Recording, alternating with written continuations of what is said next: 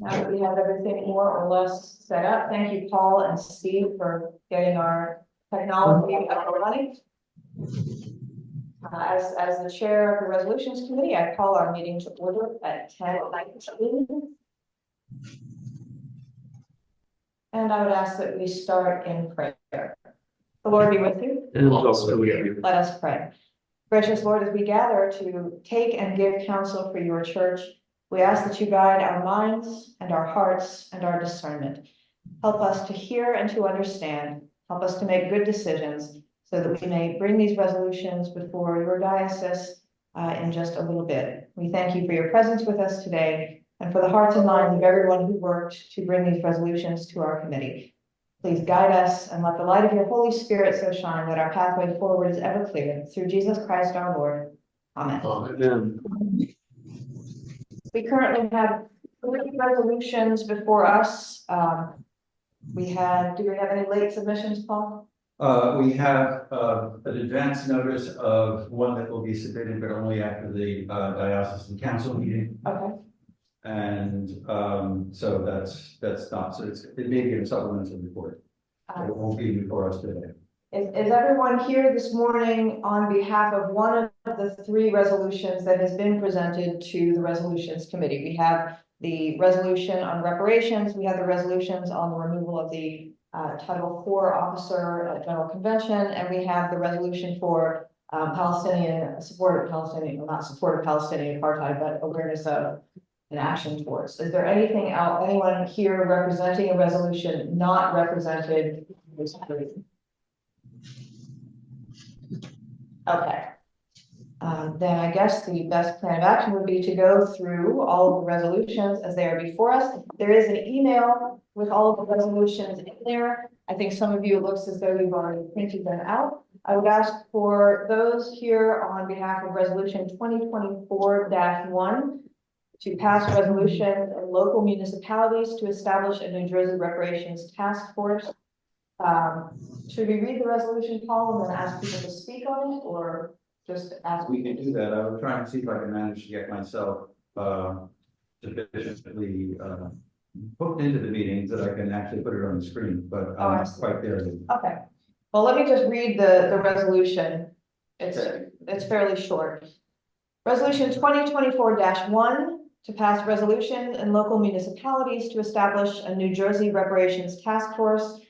Be it resolved that the 240th Convention of the Diocese of New Jersey calls upon the congregations, members, and clergy of the diocese to encourage local governmental entities, borough, town, and city councils, boards of county commissioners, and the like, to adopt resolutions urging the state legislature to pass a bill A602 in order to establish a New Jersey reparations task force, and be it further resolved that a copy of this resolution be sent to all clergy and the wardens in each congregation of the diocese, and this was submitted by the Reparations Commission of the Diocese of New Jersey. And I see we have several representatives from the Reparations Committee here joining us.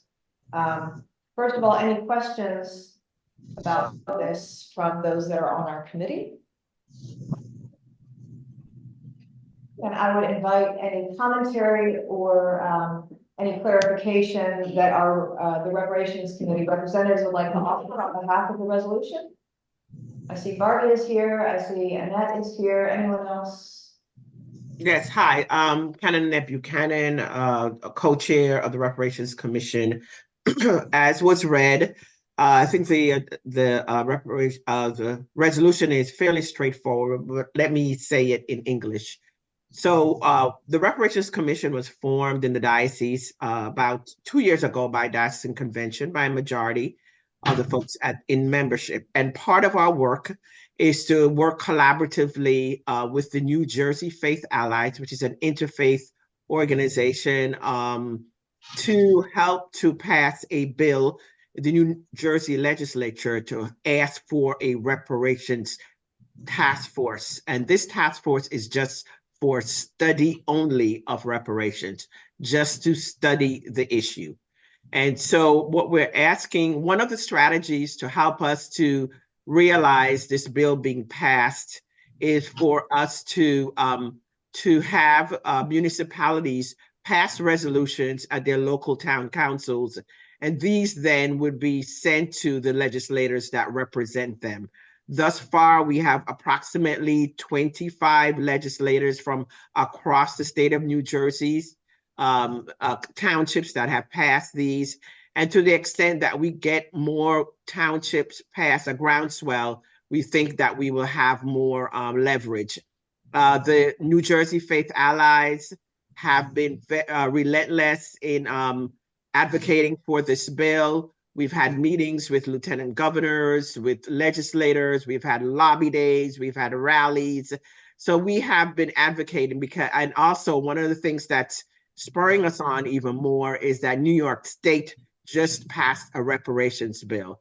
And I just want to underline that as people of good faith, that we think reparations is a worthy cause. What all it's asking us to do as Christians is to look at the moral and spiritual imperative and to right a harm that was done to, to people in our state and in our diocese. So that is the essence of the resolution, just asking congregations, members, and clergy to, put forward reparations resolutions. These are already written. They're non-controversial, and just ask folks to advocate, as part of this racial justice issue. Annette, I have a question, wanting to get the bigger picture. Annette, I'm directing the question to you. Do you know what the status is of the Assembly bill and the Senate bill before their governing bodies in the state of New Jersey?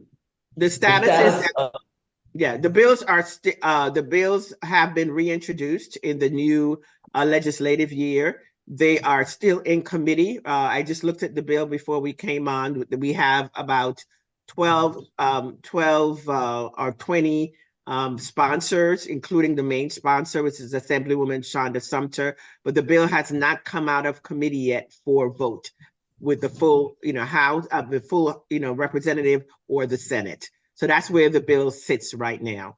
And we are awaiting. Pardon? Thank you for the update. Sure. Barbie, did you want to add anything?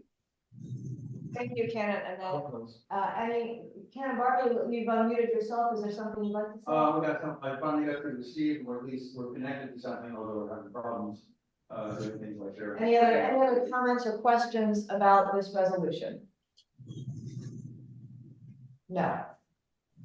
I just wanted to say that the resolution provides links to resources that make it very easy to do this task. And as Annette referred, we have you just need to insert the township name and use the template that is already provided. And I wanted to say that Massachusetts is doing the same thing, this grassroots movement to write to the legislators and to pass these, and this urging your town councils to provide the support. So it's a good practice that should show some good results. Thank you. And if you look at the resolution as it is presented, it does have links to look at what other communities are doing. And it does have the text of the resolution that was evidently adopted by the City Council of Asbury Park, and more information. It's very thorough, and I think it would be helpful for those congregations to be able to look at that. So all of that would be made available as part of the resolution. Thank you. Anything else on Resolution 2024-1? I would note that the presenters have asked that this be withheld from the consent calendar so that it can be discussed on the floor of convention. Thank you. That's an important element. Okay. So that will affect how the resolutions committee presents this. Okay, thank you for that. Anything else about 2024-1? Okay, thank you. We will move on to Resolution 2024-2. The subject is submission of resolution to the 81st General Convention, remove Title IV intake officer from pastoral response. Be it resolved that the 240th Annual Convention of the Diocese of New Jersey submit the following resolution to the 81st General Convention of the Episcopal Church meeting in 2024, title, and then canon 4.8.5 to remove intake officer from pastoral response implementation.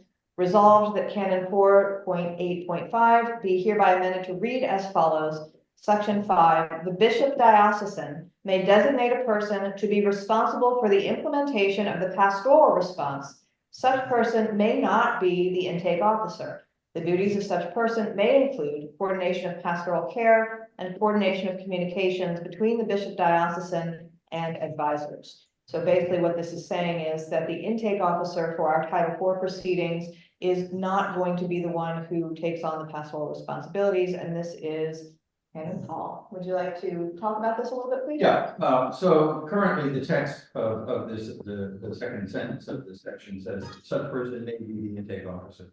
This has posed problems, particularly in some dioceses, and notably with the disciplinary board of bishops, where for many years the intake officer was the person who received the report of alleged wrongdoing by a member of the clergy, in which case it was stated to be a bishop, and they would make up a report if this is constituting an offense, if the allegations are true. And it goes to the reference panel for bishops, of which this person is 1/3 of the membership.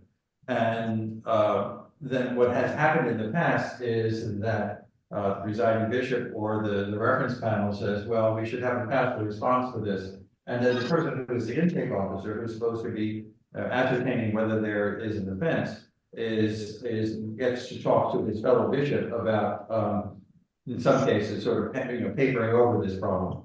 And that's certainly been the allegation in the past for a couple of the cases. I won't go through the details of them. None of them are highly publicized, other than the one the bishop said, because his family has publicized it. But I'm aware of other ones as well. And it's a sort of a conflict of interest if that person who's the intake officer also gets involved in pastoral response. And it's bad enough with the bishops, because the bishops all deal with bishops, and they don't necessarily deal with people who are being damaged by bishops that are acting inappropriately. And so this is one small step, but it can be a significant step to sort of separate that person from the pastoral response process and get a bit more objectivity in the whole process. There are many dioceses also, unlike our diocese, we elect our intake officer, and so it's somebody who's not under the thumb, as it would be, of the bishop. But in many other dioceses, the intake officer is appointed by the bishop, very often is a member of the bishop's staff. And so that person, again, should not really be part of the pastoral response for dealing with the consequences of offenses by bishops. Thank you, Canon Paul. Any questions or clarification that we would like on this resolution? Oh, just at one point of clarification. So the explanation that's in there is an explanation that will be submitted as part of the resolution to the General Convention office, although it's not part of the, it's explaining it for the General Convention rather than explaining for our diocese. Thank you. Paul, I'm curious if there's been actions elsewhere in the denomination for this type of resolution to happen at General Convention. That I couldn't tell you. There has been, this is one of the responses that have been submitted to the interim body that deals with Title IV matters, which is the Standing Committee on Governance Structure, Constitution, and Canons. They have received a whole bunch of recommendations as to try to fix the problems that are currently perceived in the Title IV process throughout the Episcopal Church. They have put together their recommendations, and they've written up a report which was due on December 1st of last year. That report is currently being edited and translated, and hopefully will be posted very soon as part of the so-called Blue Book reports for the General Convention. But we don't know what their recommendations are yet. Valerie Balling of our diocese is a member of that body, and she may know what's going on, but she can't say until it gets published. Thank you. Thank you. Is this going to be on the consent calendar, or is this something that you would like to present? I think it can go on the consent calendar. I don't think it's terribly controversial and does not need a lot of No, it's implementation. basically conflict of interest Yeah. prevention. Okay. Any other Discussion about 2024-2. Hearing none, let's move on to our third and final resolution. The subject is submission of resolution to the 81st General Convention, a call for ending apartheid against Palestinians. Be it resolved that the 240th Annual Convention of the Diocese of New Jersey submit the following resolution to the 81st General Convention of the Episcopal Church meeting in 2024. Title: A Call for Ending Apartheid Against Palestinians. Resolved that the 81st General Convention that acknowledge that Human Rights Watch, Amnesty International, and Beit Salem Israeli Information Center for Human Rights in the Occupied Territories report that Israel's entrenched discriminatory rule over Palestinians amounts to the international wrong of apartheid. And be it further resolved that the 81st General Convention join the Presbyterian Church USA, United Church of Christ, the New England and Oregon-Idaho conferences of the United Methodist Church, and Disciples of Christ in naming the aforementioned policies and practices against the Palestinian people to be apartheid, a crime against humanity. And be it further resolved that the 81st General Convention call on the Office of Government Relations to represent ending Israel's apartheid as a policy priority of the Episcopal Church and to influence policy and legislation on this issue. And I would ask Pat, please, to speak on that. Good morning, everyone. I'm Pat Kalinowski, and I'm congregant of St. Mary's Church in Haddon Heights. And a little bit of background as to why I'm proposing this. I went on a pilgrimage this past May to the Holy Land and saw for myself the discrimination against the Palestinians. I came back very disturbed and wanted to do something. I started doing some research on the website. And I was working with the Episcopal Peace Fellowship to create this resolution, to propose it to the convention. And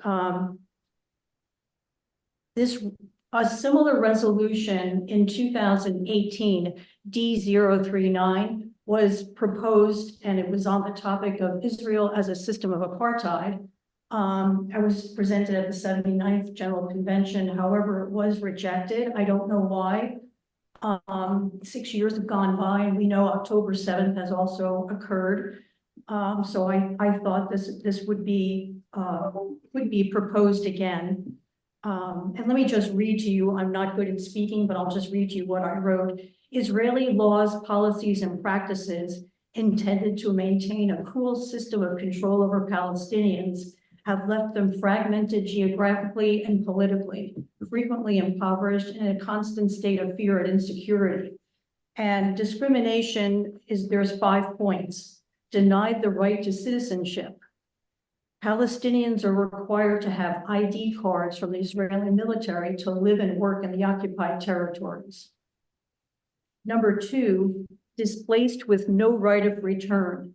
And the recently enacted law in Israel, the 2018 nation-state law, basically closes the loop and gives the Palestinians no right of return to their land. Number 3, stringent restrictions on Palestinian movement, military checkpoints, roadblocks, and fences. The Israelis have different colored license plates than the Palestinians, which restricts the movement of the Palestinians to where they can go. This is something we actually encountered on our bus. One day there was an arbitrary checkpoint, delayed us for 45 minutes. 2 IDF soldiers came on board. This happens all the time to Palestinians.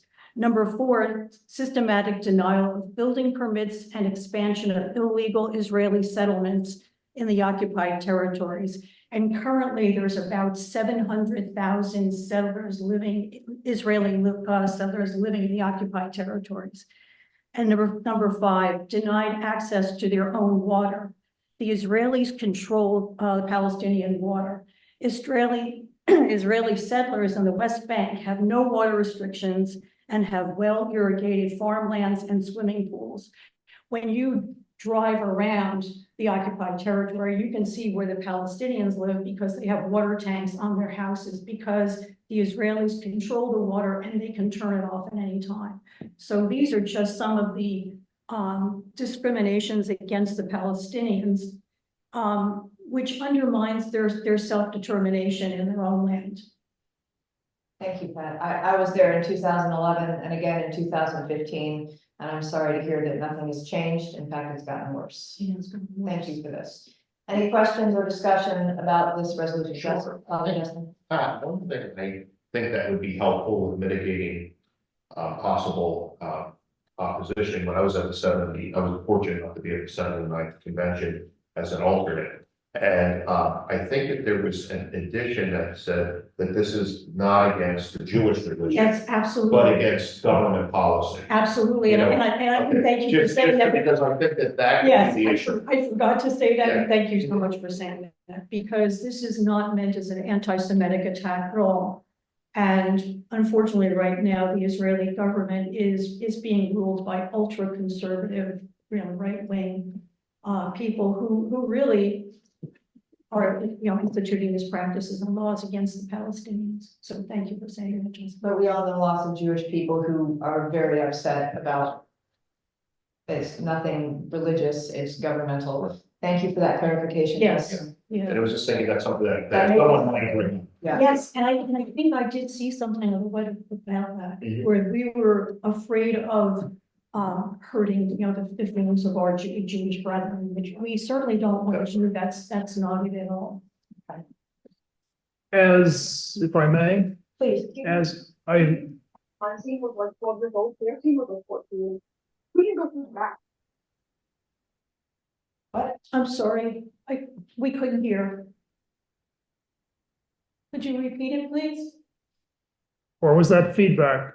Hi everyone, this is Paul Shove Kozak, priest in charge, Cristo Rey. I was gonna ask a question, but I can follow what you're about to say.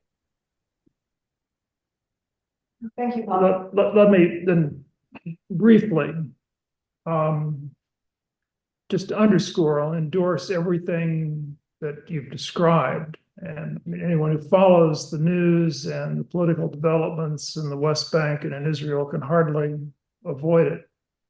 And I would endorse Justin's suggestion of making this, attempting to be clear that we are interested in policy. I will note that one of the problems with the resolution is it names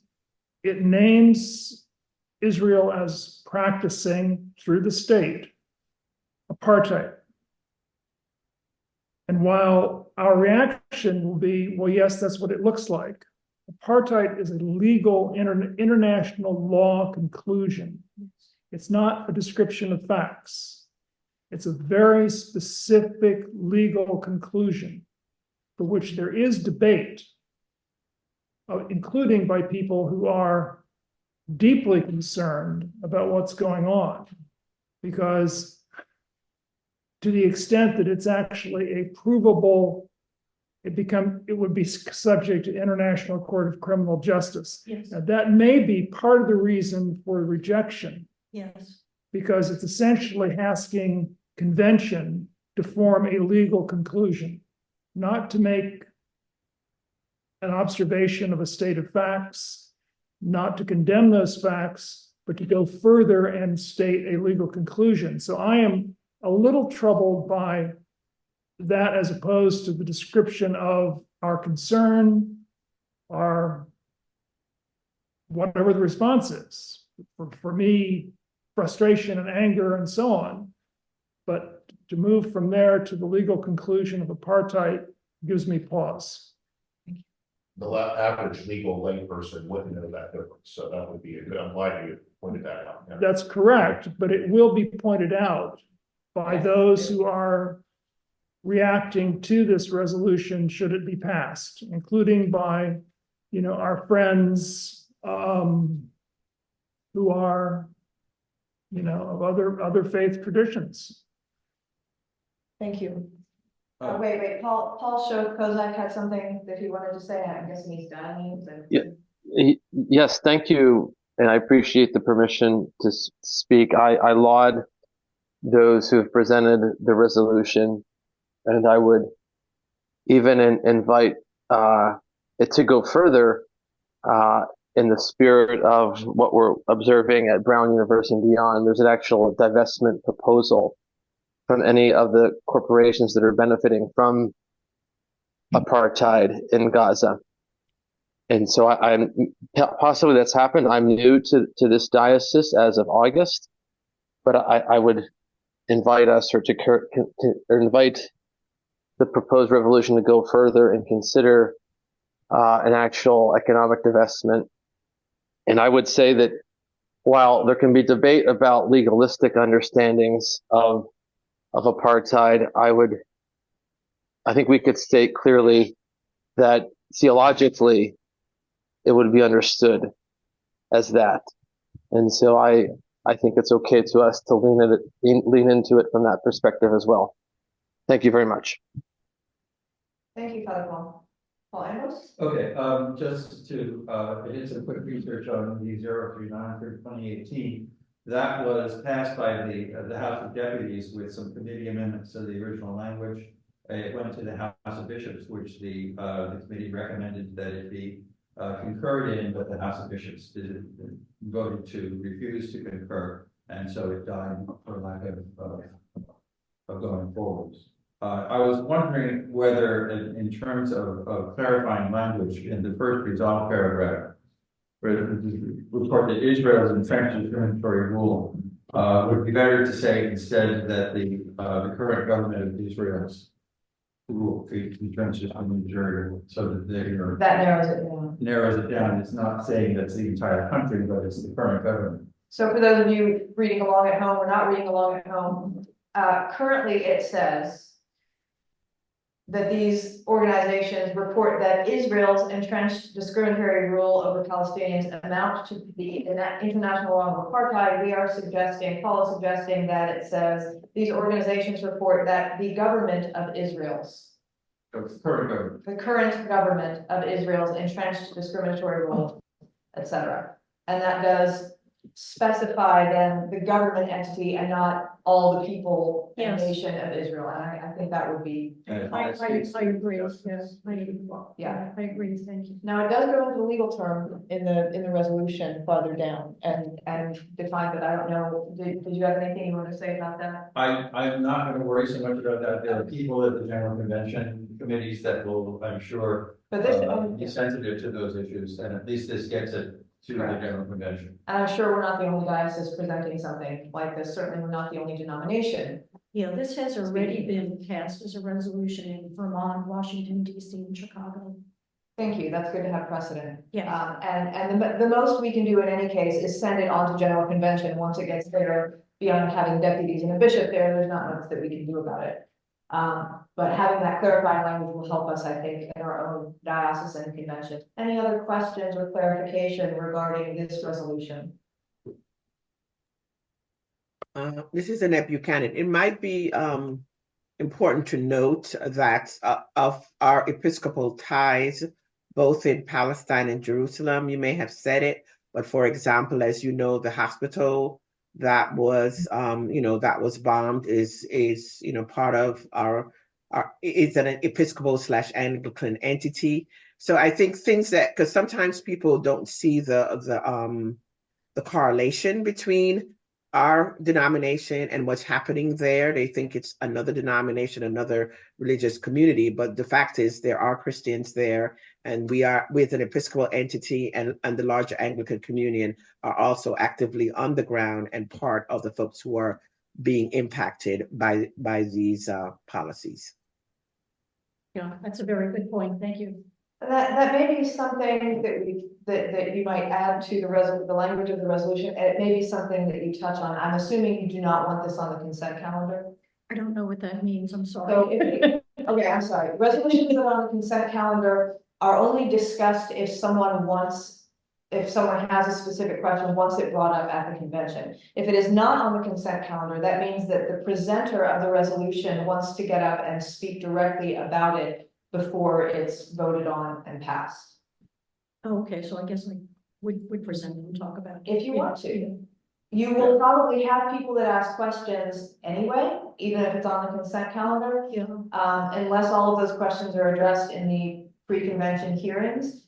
But it may be helpful, I know you don't love to speak, but it may be helpful to have that kind of powerful witness at the convention. You present to them what you've presented to us, and touching on those points that Ken and Annette made about, just in case you don't know, we have very strong Anglican ties in Gaza, in Palestine, in Israel. Yeah.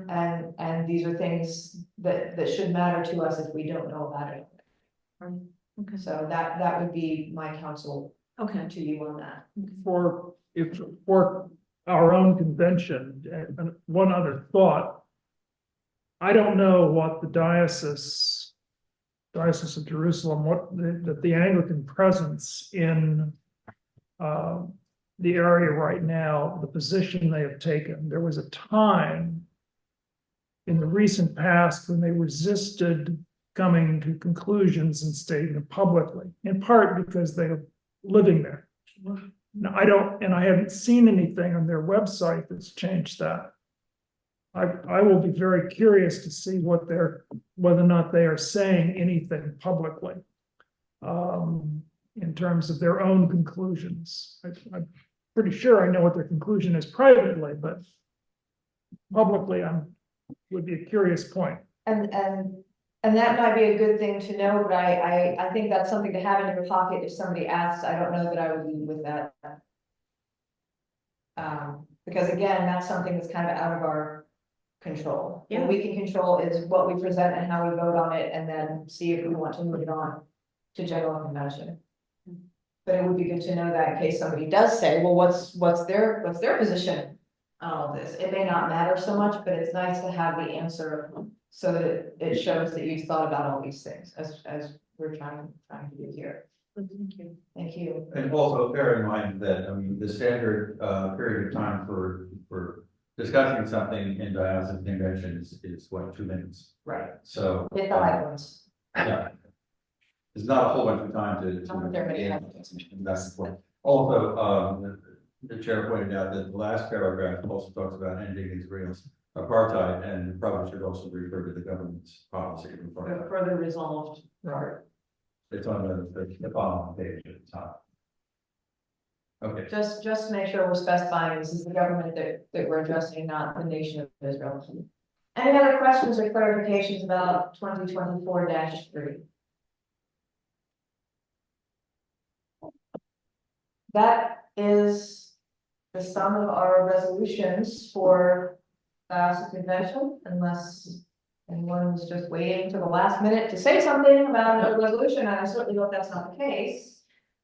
I believe at this point we ask those who are not on the committee to excuse themselves, so the committee can then make these decisions as to whether to recommend the resolutions to our diocesan convention or not. Yes. May I ask one question first? That's a procedural question. If we were to introduce a resolution on the floor, what is the process for that, or at convention? Okay, the practice for that would be, we modified things because of having a electronic convention. But the practice would be you submit that by email before the convention to, I'm not sure the email address is, probably the general diocesan email, or you can send it to me as the secretary of this committee, and you have my email address. That would then be presented to the convention. As I think you mentioned earlier, there is another proposed convention proposed resolution that's awaiting action by the diocesan council on the 28th of this month. And so they have 2 different forms of resolution depending upon which way the council votes. And so that will probably be in a supplemental report. If you have another resolution to go into that would also go into the supplemental report of the Committee of Resolutions. And in order for that to be considered by the convention, it has to have a preliminary 2/3 vote to allow it to be considered. And sometimes these proposals get that permission, and sometimes they don't. It depends upon how the convention feels. But that would be the procedure, and if you have anything, you can send it to me, and I can make sure that we get it into a supplemental report. Thank you so much. Thank you, Paul, and thank you for asking Karen and then. Any other questions before we dismiss those who are not on the committee? I have a question. Yes. Should I make these changes then and then resubmit it? Yeah. No. I will do that, and as part of, Okay. so the committee has this preliminary report, which everyone has seen, which comes before this hearing. Afterwards, we have a final report by the committee, not counting a possible supplemental report later on. Then the final report by the committee will have these changes, and we'll also have the recommendations by the committee for or against, or making a recommendation and with a notation for which things will go on the consent calendar. Okay. If you want yours to be withheld from the consent calendar, we can do that. But that's, that's the proposer's option, one of the options under the rules of order. All right, thank you. Thank you, Pat. Cool. Thank you, everybody, for being here to listen to and to support the resolutions that have been presented today. I now ask for the members of the resolutions committee to stick around and we'll have our discussion.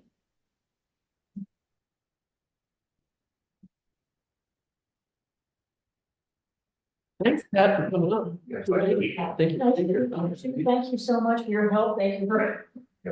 I forget the big points. Hi, Meg. Hello. Yeah, I'm sorry I couldn't be there in person, but I had COVID exposure. Okay. That's okay. It just won't go away, the COVID out there. So, what are we doing? So the first, I don't think it makes a difference whether we support it or not. It's not going to be on the consent calendar. So, I suppose we can support the first resolution. I think we probably would anyway. Yeah. I would recommend, Okay. but I need a motion for that, don't I? Further, well, any further Are you discussion? actually on the committee yet? Yes. Okay. Okay, I just. Discussion about 2024-1. Okay, hearing none, I would entertain that motion. Justin, you made that motion. Second. All in favor? Aye. Any opposed? Motion carries, thank And you. Meg too, she raised her hand. 2024-2. I abstain. Thank you. You're not gonna make the motion for that? No abstaining. No abstaining. It's in. Be your thing. It's like the guy that didn't vote for himself in my recent election because it was unseemly and he lost. I'll make the motion to Wait, pass the maybe resolution. no further discussion about it? Oh, Just making sure. You never know. Somebody might have a last minute thing. Okay. Curtis is on making the 24, motion. it's on number 2, right? Yes. Mhm. Here a second. Okay. Thank you, Justin. All in favor? Aye. Any opposed? Any abstaining? Thank you. Resolution 2024-3. Any discussion about that one? You have amendments, I think, I moved that we recommended. A second. All in favor? Aye. Any opposed? I'm going to abstain because I think it's out of order, but that's okay. One abstention.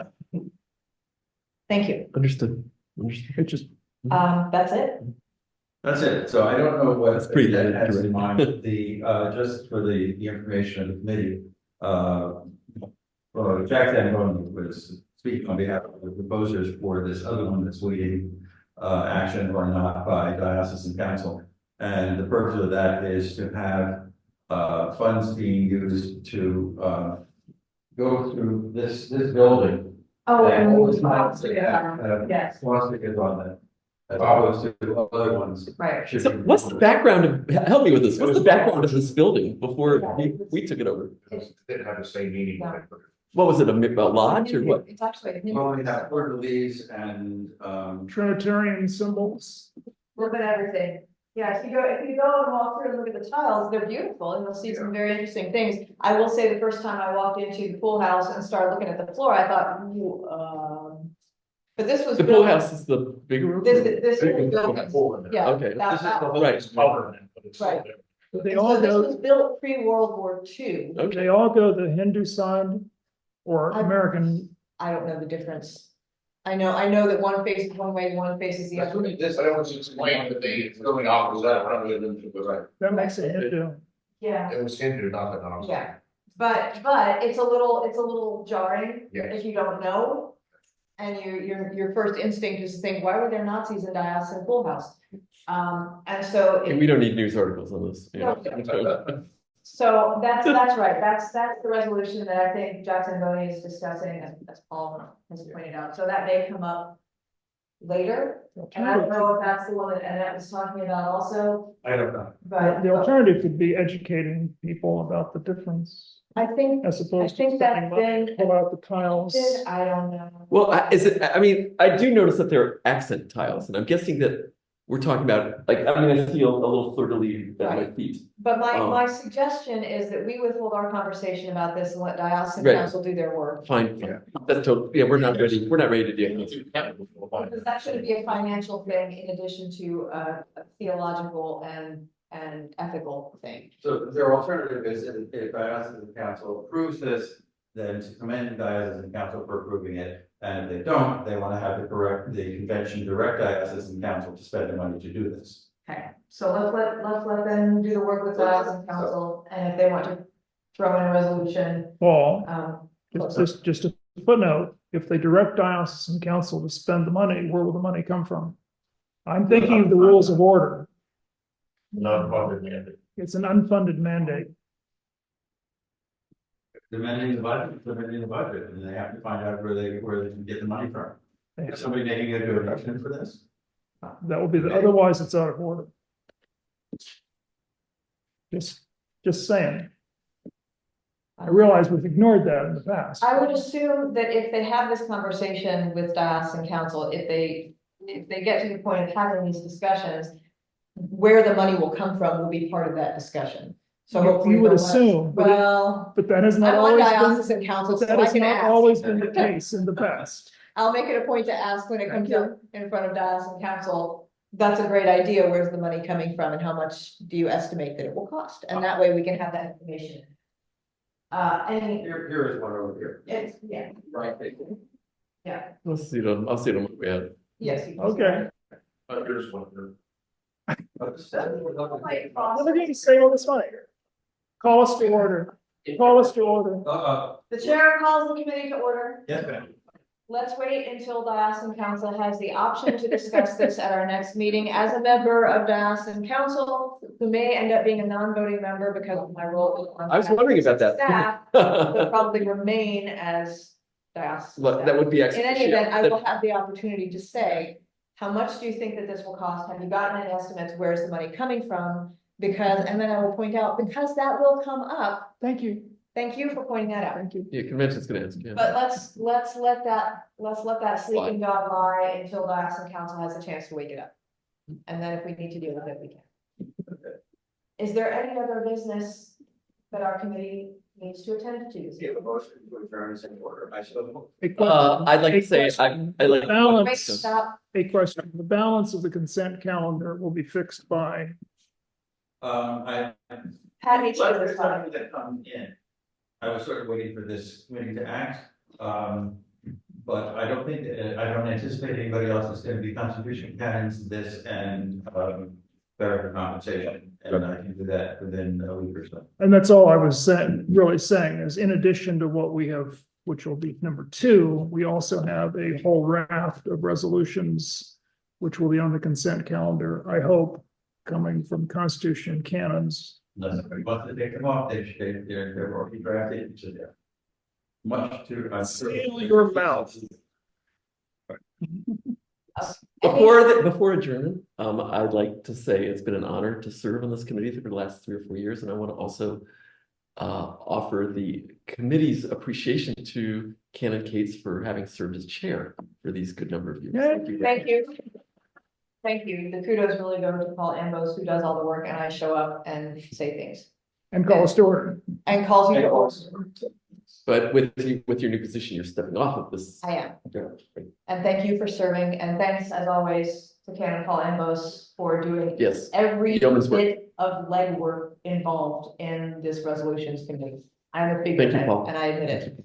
And thank you and welcome to Welcome. Justin Welcome. Justin Tatiani from Summers Point. We appreciate your new service. And You're Megan, gonna, Megan, you can Meg? continuing? Is she continuing? sir? Yes, Okay, Yes. and you're continuing? yes. and thank you Well, I Hugh, for assume, being yes. here and You're right. pointing out things that perhaps did not cross some of our minds. Well, I'm glad it came early enough so that I was not already away for my winter. I mean, I keep Right. offering to So- complete the quorum by being online, and Paul keeps saying not necessary. Okay. Is there anything else for the good of the order? We have a motion on the table to adjourn from Paul, seconded by Justin, all in favor? Aye. Any opposed? Any abstentions? I call this meeting adjourned. Go in peace to love and serve the Lord. Thanks. Be God. Hallelujah, hallelujah. One more Get him out of my society.